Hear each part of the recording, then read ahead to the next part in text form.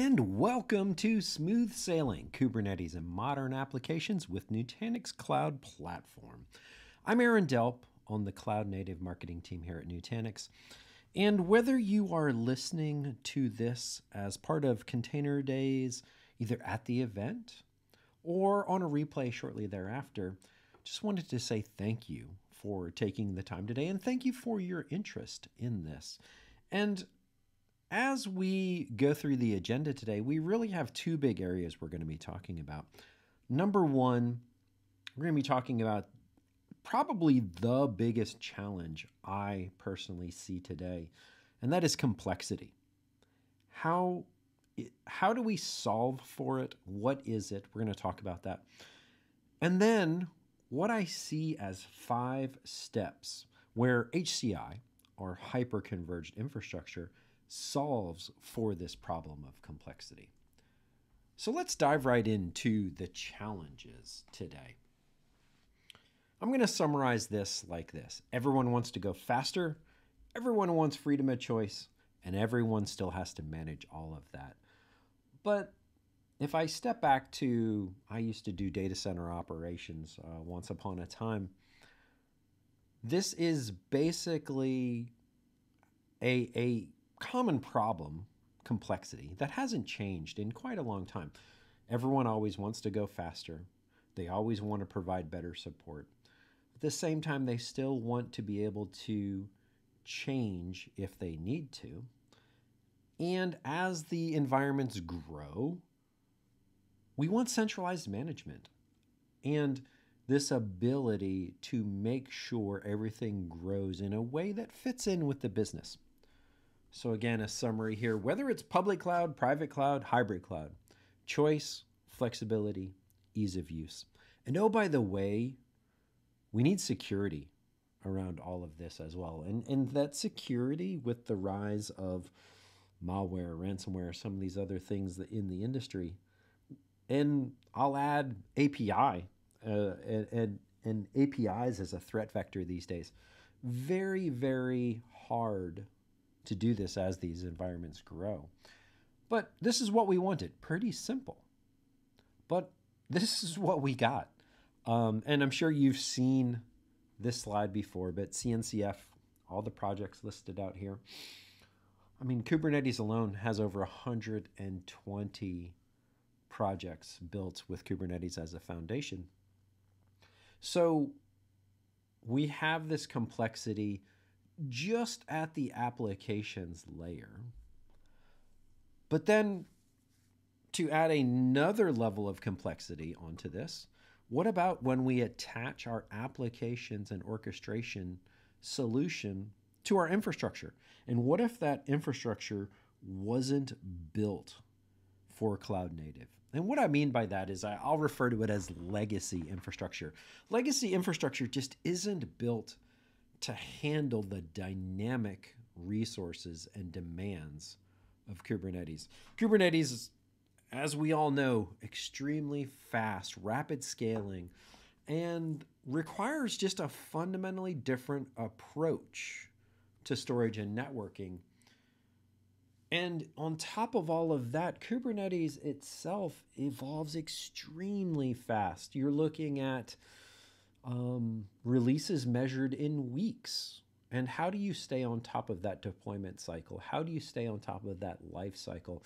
How do you provide non-disruptive, consistent operations to your business? And this is where I think on the right, this is where we are going as an industry. And that is towards, there's so many choices that are out there, but very few of them are certified and interoperable. This is where the growth is.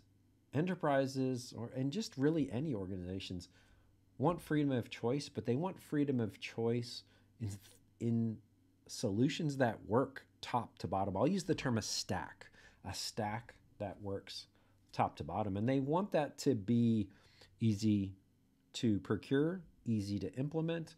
And if there is any problems, they want it to be vendor certified for support as well.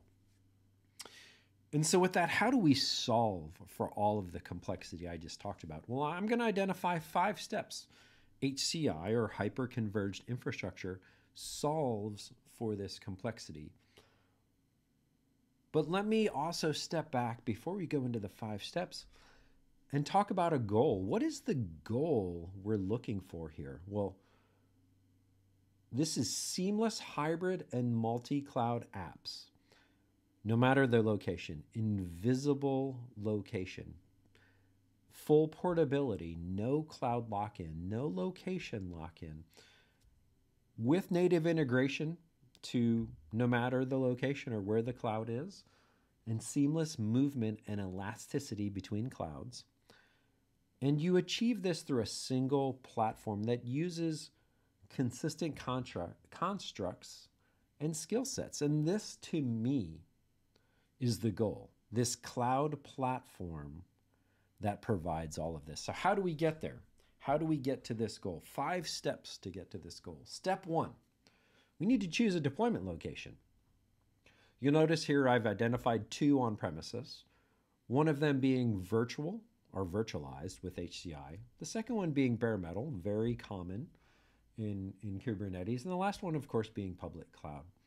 The boxes in green are strengths of each of these solutions. There is no, this is the answer.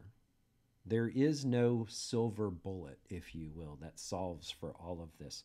Depending on your organization and your needs, you might be doing one or a mix of these, but I do want to highlight some of the differences here between, in particular, HCI and bare metal. I'm going to start there, and we're going to compare them and contrast them to public cloud.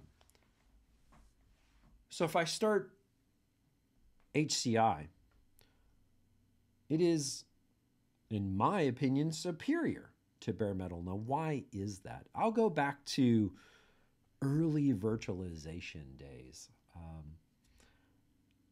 Back in the early days of virtualization, I actually worked for a reseller, and I would go into customers and I would do an analysis of their accounts, and they had large physical data centers in the hundreds to thousands of servers.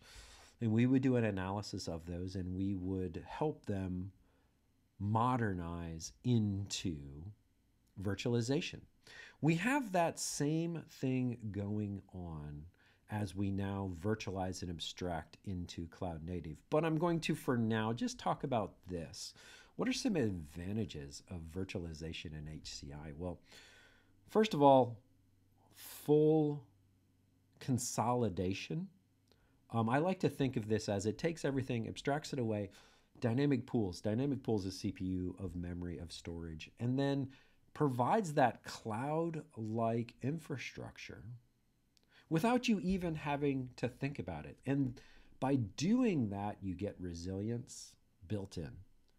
You get a simplified management and user experience built in. That could be firmware updates, little things like that can really catch you up on bare metal. And in addition to all of this, this is all about maximizing the investment of the resources in the underlying infrastructure layers. And then I take that forward and look at the operations of all of this. Well, if you look under the hood for a second, you've got your containerized workloads. And then you're also going to have something called the storage controllers with HCI. And there you'll notice CSI at the bottom there. I'm going to cover that as well coming up. But this is all about an infrastructure that looks and operates very similar to Kubernetes at the application layer. Lots and lots of resources. They are all seamless. They all scale up. They all scale down. You can start small and continue to scale. You can mix different types. You could have a node that is very storage heavy. You could have a node that is very compute heavy.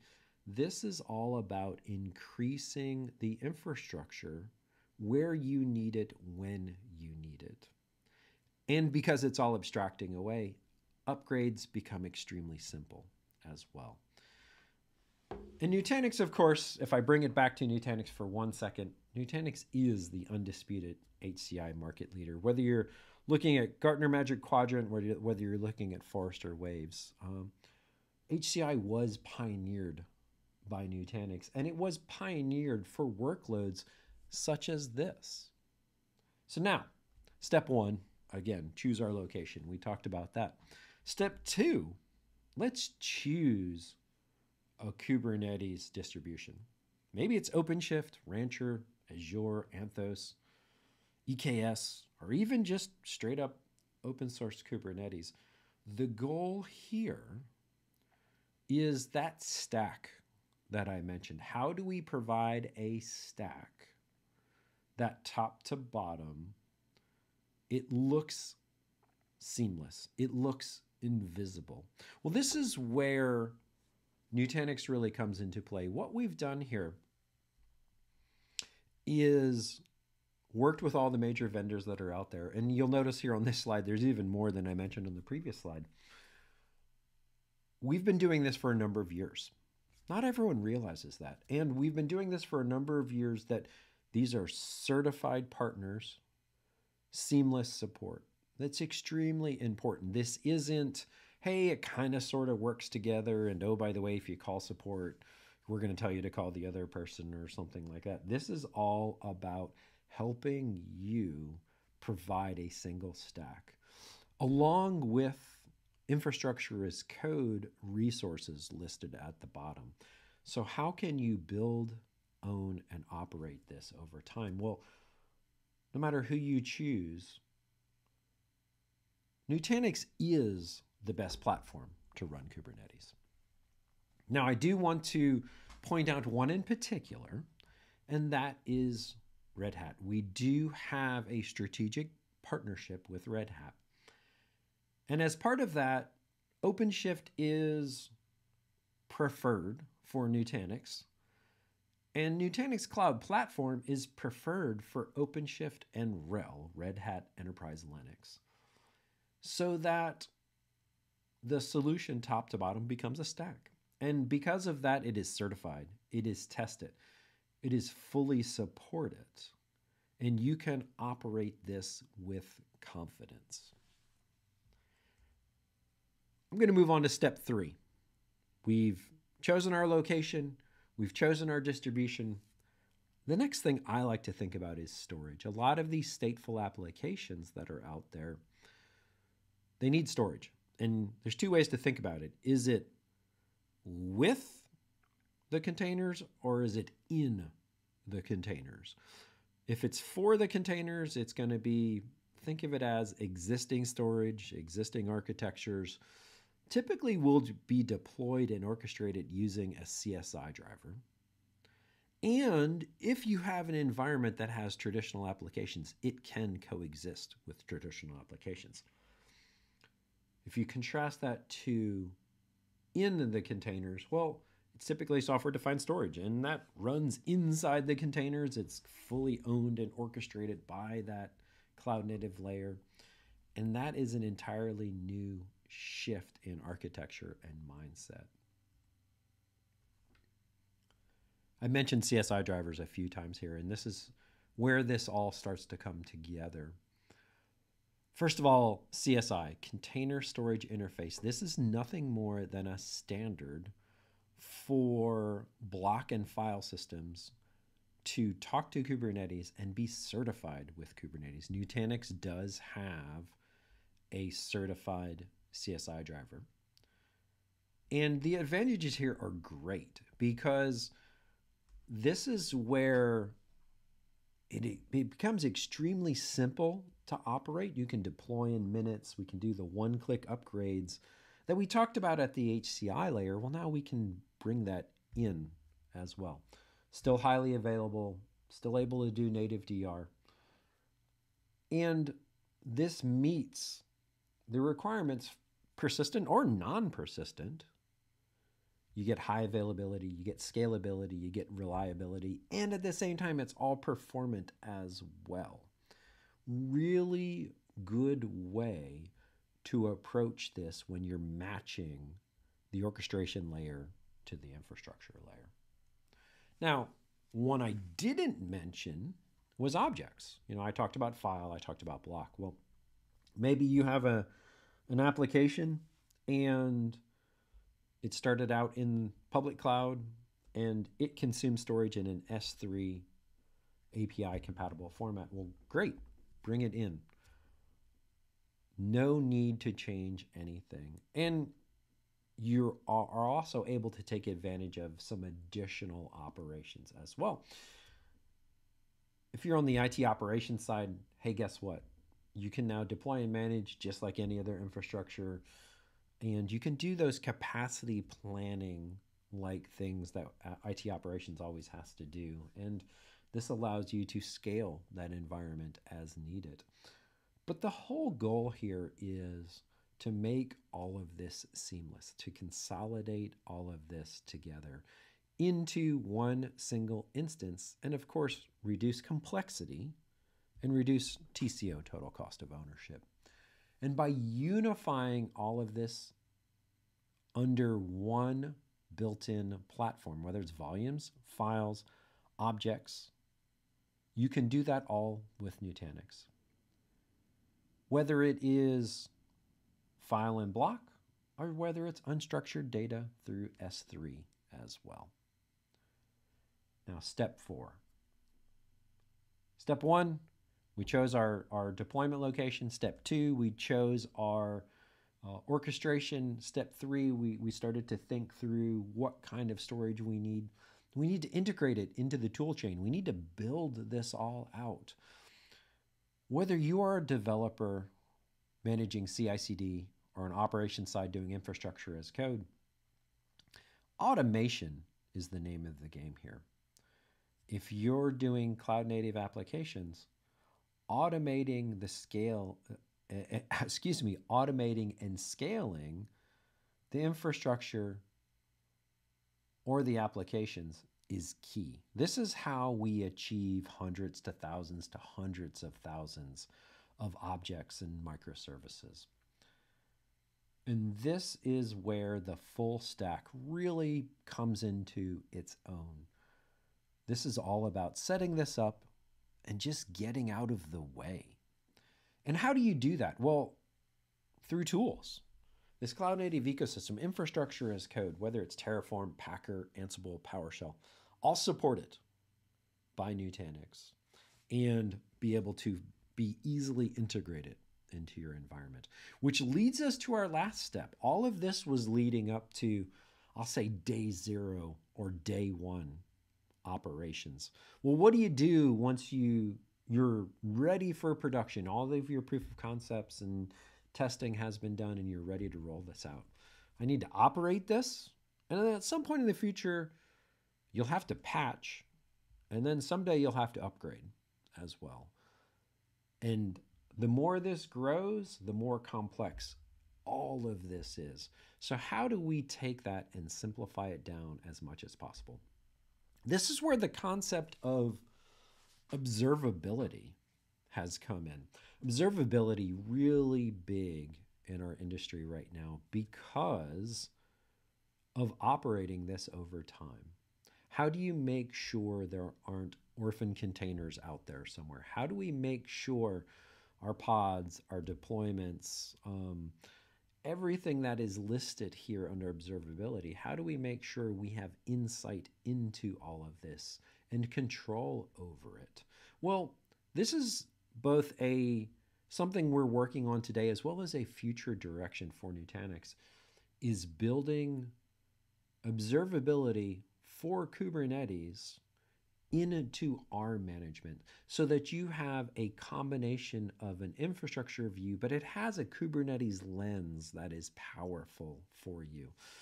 And this makes the glue between all of these happens. And this creates the seamless stack for us to operate top to bottom. But at the same time, still having flexibility. You bring your own distribution, as we talked about earlier. So this is an opinionated view, but an opinionated view with choice. And the goal of all of this is now we have invisible infrastructure. We have something that's easy to use. The complexity has been removed, but it is still very, very scalable. Software and firmware, we now have full stack upgrades. We have dependency management's already taken care of. And it doesn't matter who the underlying hardware is at the end of the day because we've abstracted away the entire stack.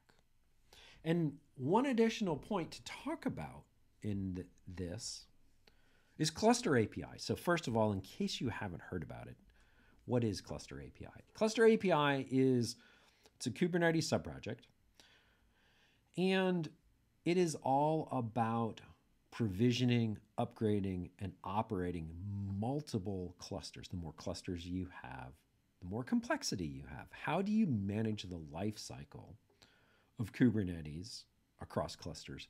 How do you work in different environments? And by the way, can be on-prem or can be in the cloud as well. So Nutanix has worked with this project to bring Nutanix into this fold. So this cluster API is again an attachment point, if you will, and a very, very powerful feature that we will be working on going forward. So in summary, there's our 5 steps. You noticed our 5 steps at the end of the day to solve for complexity in these environments. What do you have as the end result? Our goal. We have an infrastructure stack that runs modern applications as well as traditional applications, but it runs them in an accelerated fashion. It is really ideal infrastructure for any Kubernetes distribution, and it brings this simplicity and abstracts away all the complexity. And with that, I'm going to say thank you very much for your time today. Thank you for attending Container Days. And if this is of interest to you, please reach out to us and we'll be more than happy to help.